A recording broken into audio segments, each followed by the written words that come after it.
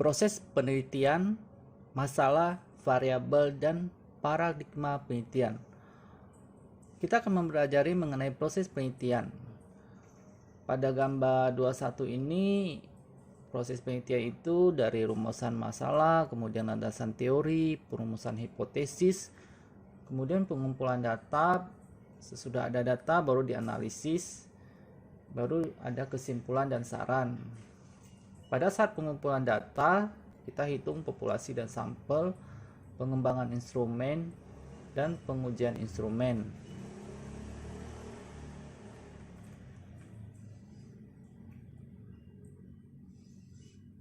Setelah masalah diidentifikasikan dan dibatasi, maka selanjutnya masalah tersebut dirumuskan. Rumusan masalah pada umumnya dinyatakan dalam kalimat pertanyaan. Dengan pertanyaan ini, maka akan dapat memandu peneliti untuk kegiatan penelitian selanjutnya. Berdasarkan rumusan masalah tersebut, maka peneliti menggunakan berbagai teori untuk menjawabnya. Jadi teori dalam penelitian kuantitatif itu digunakan untuk menjawab rumusan masalah penelitian tersebut. Jawaban terhadap rumusan masalah yang baru menggunakan teori tersebut dinamakan hipotesis. Jadi hipotesis dapat diartikan sebagai jawaban sementara terhadap rumusan masalah penelitian. Hipotesis yang masih merupakan jawaban sementara tersebut selanjutnya akan dibuktikan kebenaran secara empiris atau nyata. Untuk itu peneliti melakukan pengumpulan data. Pengumpulan data dilakukan pada populasi tertentu ditetapkan oleh peneliti. Bila populasi terlalu luas, sedangkan peneliti memiliki keterbatasan waktu, dana, dan tenaga, maka peneliti dapat menggunakan sampel yang diambil dari populasi tersebut. Bila peneliti bermaksud membuat generalisasi, maka sampel yang diambil harus representatif dengan teknik random sampling. Meneliti adalah mencari data yang teliti dan akurat. Untuk itu peneliti perlu menggunakan instrumen penelitian. Dalam ilmu alam, teknik, dan ilmu empirik lainnya, instrumen penelitian seperti termometer untuk mengukur suhu, timbangan untuk mengukur berat badan, semuanya sudah ada, sehingga tidak perlu membuat instrumen. Tetapi dalam penelitian sosial, sering instrumen yang digunakan dalam meneliti belum ada, sehingga peneliti harus membuat dan mengembangkan sendiri. Agar instrumennya dapat dipercaya, maka harus divalidasi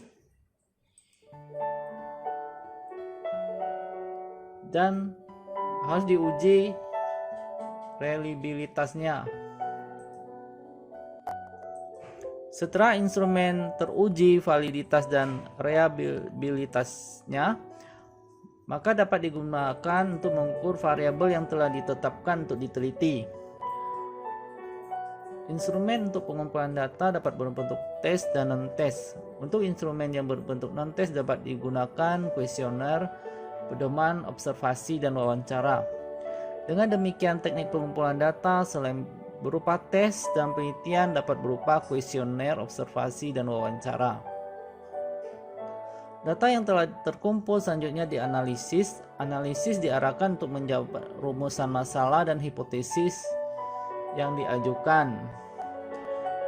Dalam penelitian kuantitatif, analisis data menggunakan statistik. Statistik yang digunakan berupa statistik deskriptif dan inferensial atau induktif. Statistik inferensial dapat berupa statistik parametris dan statistik non-parametris. Peneliti menggunakan statistik inferensial bila penelitian dilakukan pada sampel yang dilakukan secara random.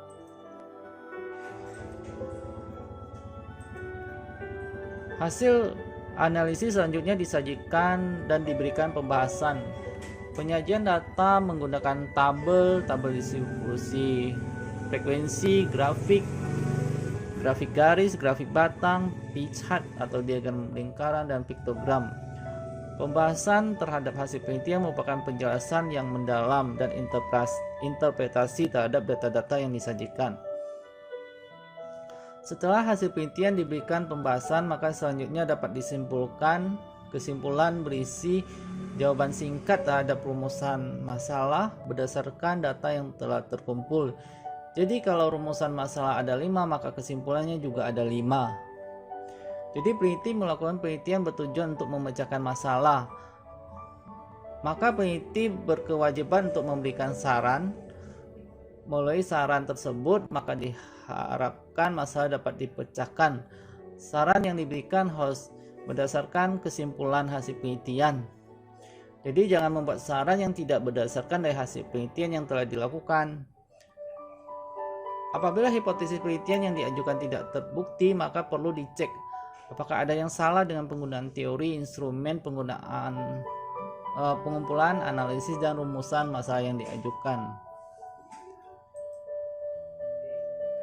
Kemudian kita akan membahas mengenai masalah. Seperti yang telah dikemukakan bahwa pada dasarnya penelitian yang dilakukan dengan tujuan mendapatkan data antara lain digunakan untuk memecahkan masalah. Untuk itu setiap penelitian harus berangkat dari masalah. Seperti yang dinyatakan oleh Emory 1985 bahwa baik penelitian murni maupun terapan semuanya berangkat dari masalah. Hanya penelitian terapan hasilnya langsung digunakan untuk membuat keputusan. Jadi setiap penelitian dilakukan berangkat dari masalah walaupun diakui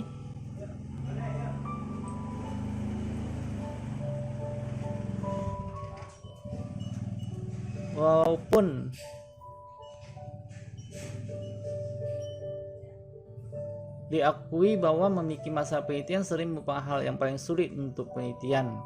Bila dalam penelitian telah dapat menemukan masalah yang betul-betul masalah, maka sebenarnya pekerjaan penelitian adalah 50% telah selesai.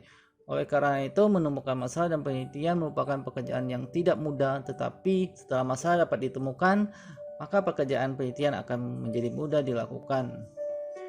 Sumber-sumber masalah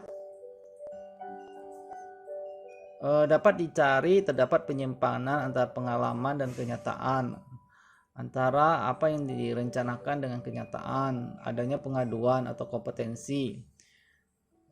Jadi terdapat penyimpangan antara pengalaman dan kenyataan. Kemudian terdapat penyimpangan antara apa yang telah direncanakan dengan kenyataan. Adanya pengaduan, adanya kompetensi,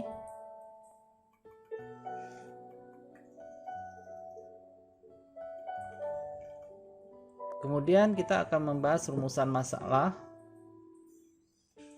Bentuk-bentuk rumusan masalah deskriptif, seberapa baik kinerja kabinet bersatu, bagaimana sikap masyarakat terhadap perguruan tinggi negeri yang berbadan hukum, seberapa tinggi efektivitas kebijakan motif berpenumpang 3 di Jakarta, seberapa tinggi tingkat kepuasan dan apresiasi masyarakat terhadap pelayanan daerah di bidang kesehatan.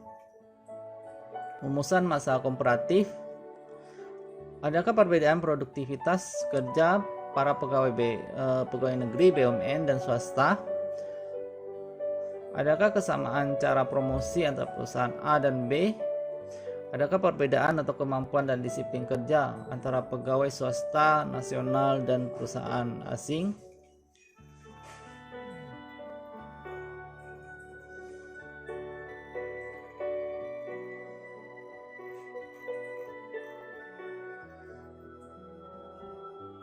Kemudian rumusan masalah asosiatif,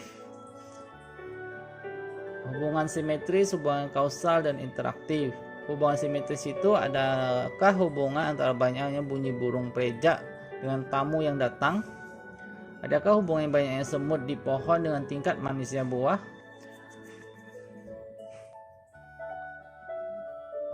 Hubungan antara banyaknya radio di pedesaan dengan jumlah sepatu yang terjual.